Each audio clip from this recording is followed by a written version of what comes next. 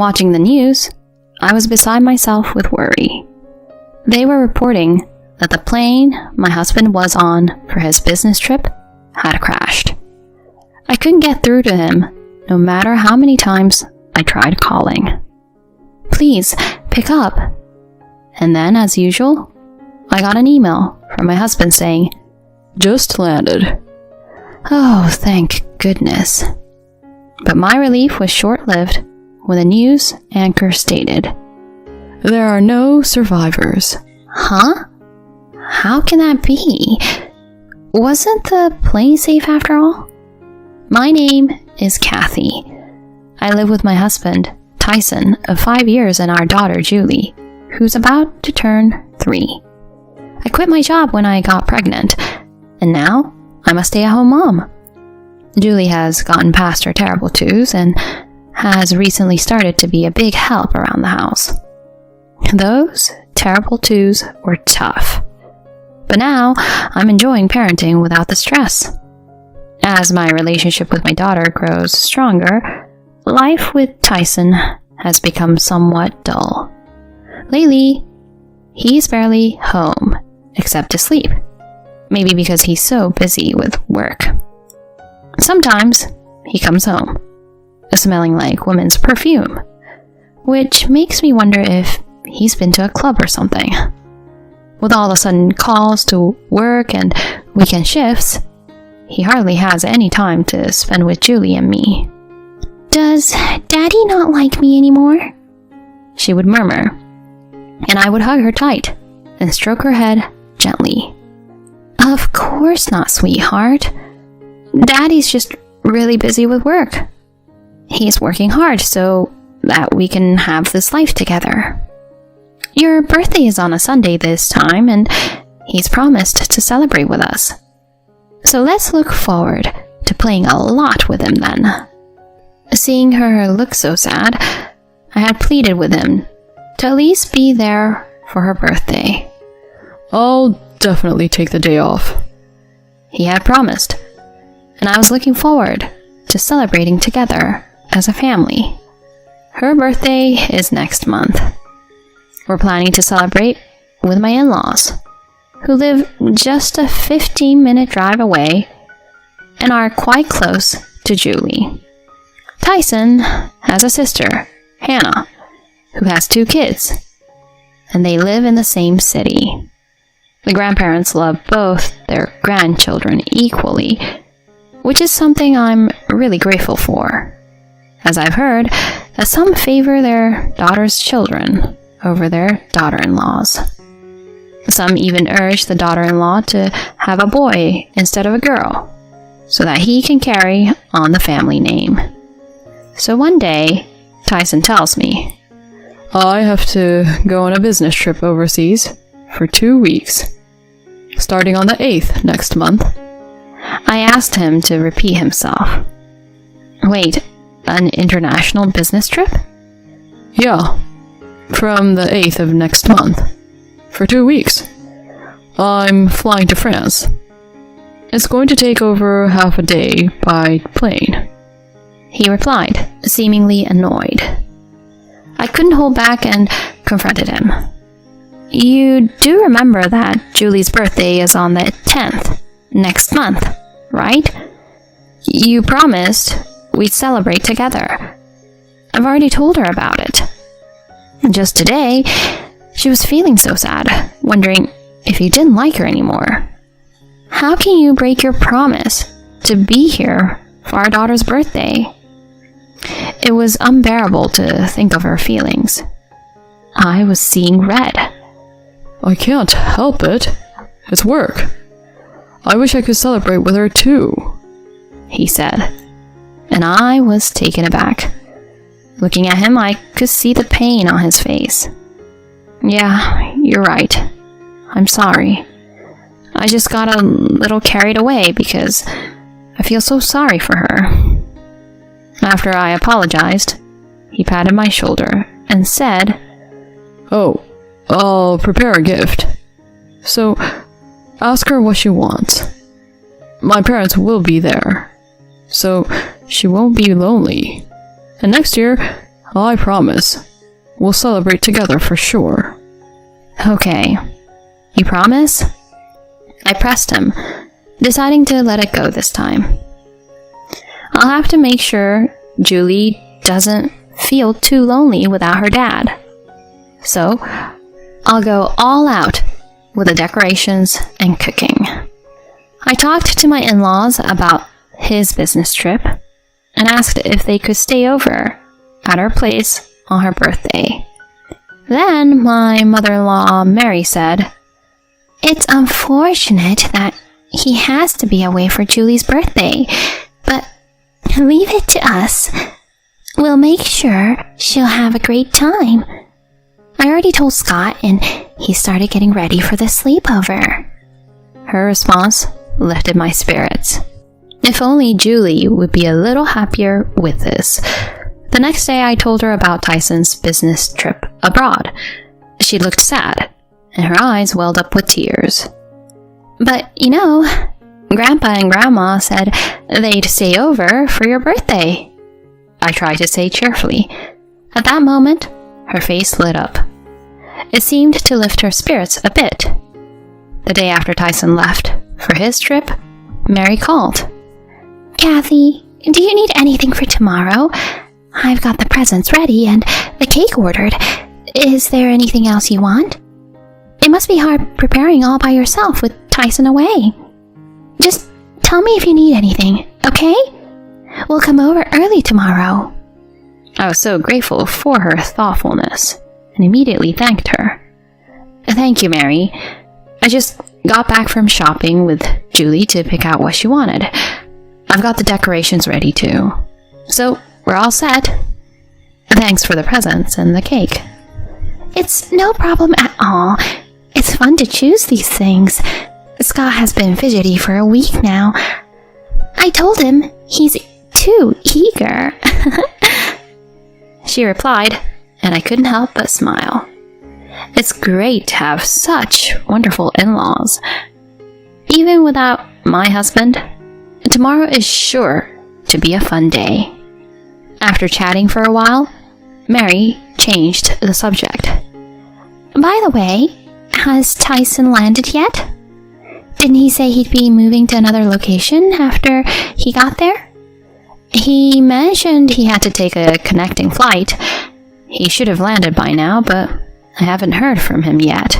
So maybe his flight's delayed."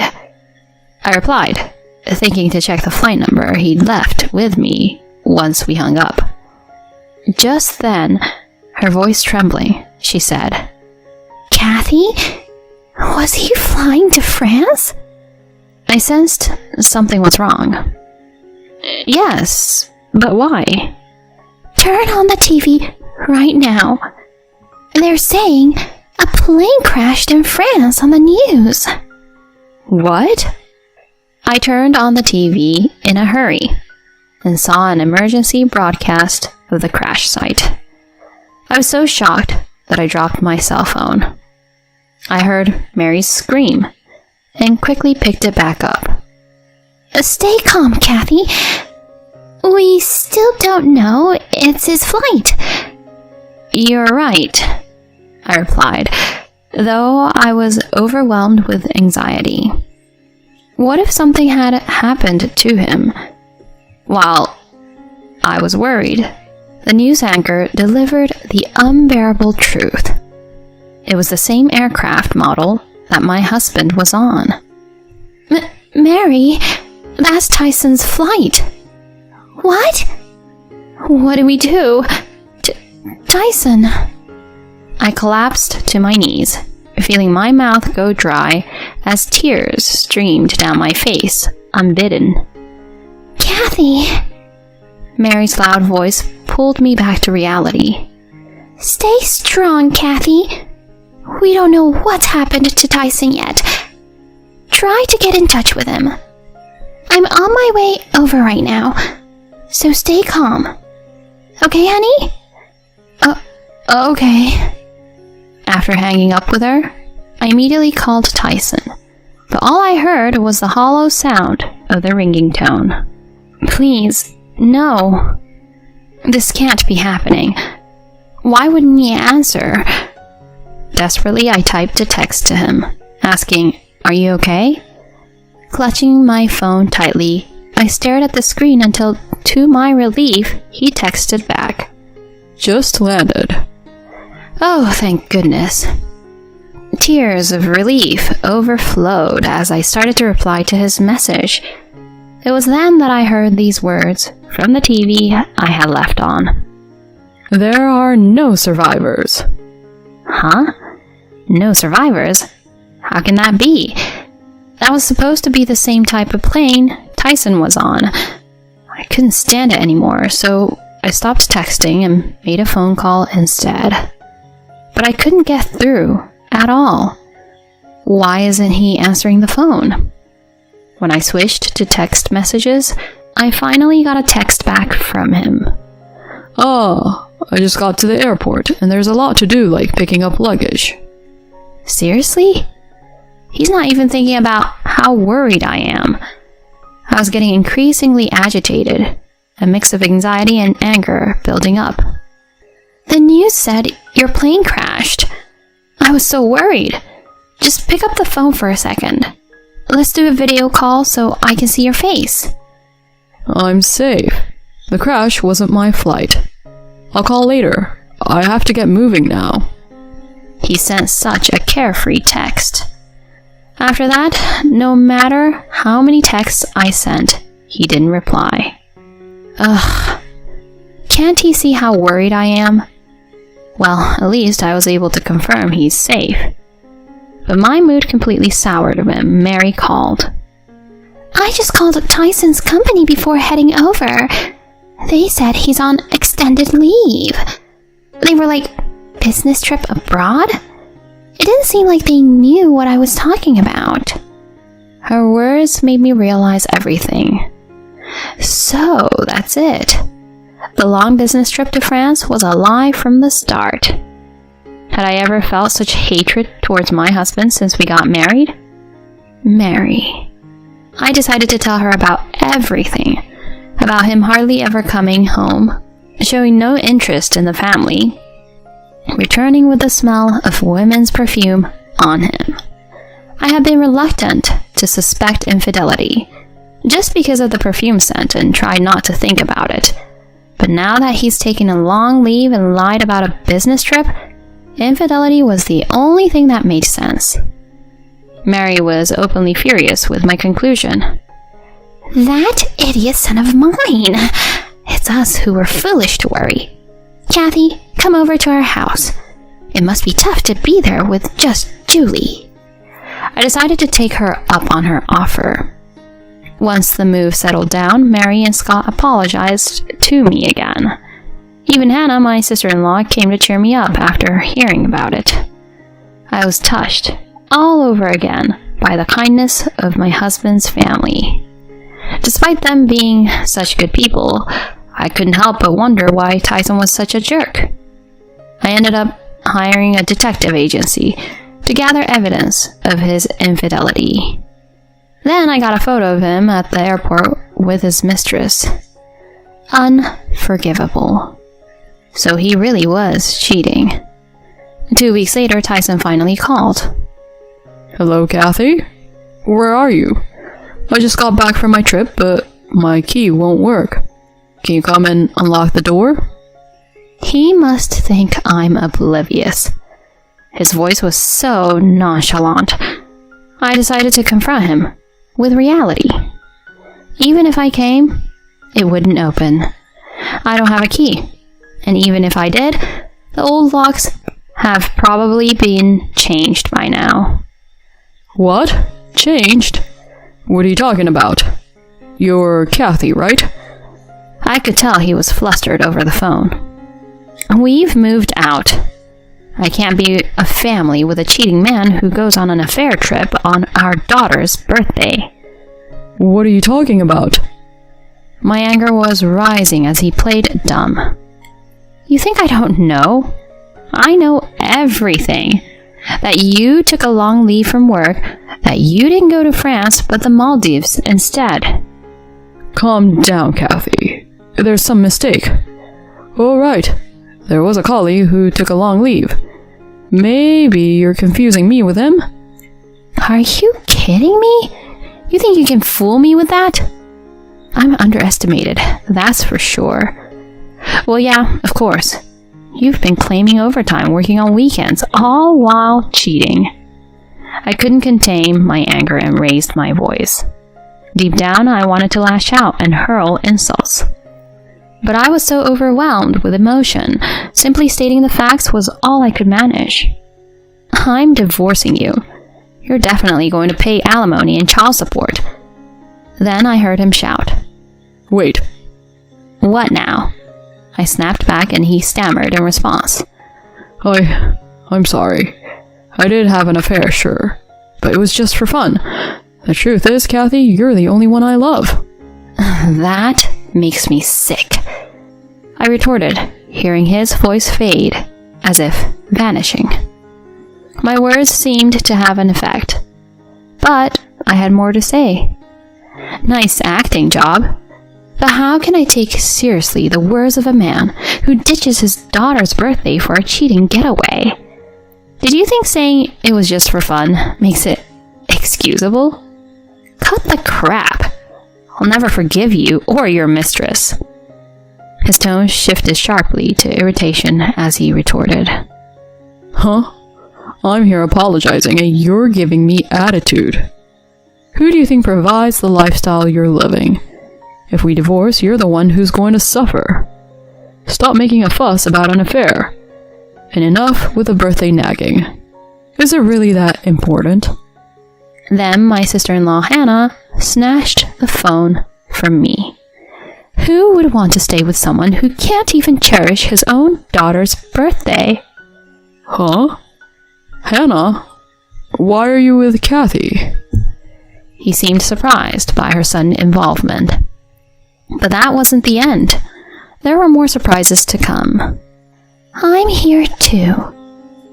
Mom? I'm here as well.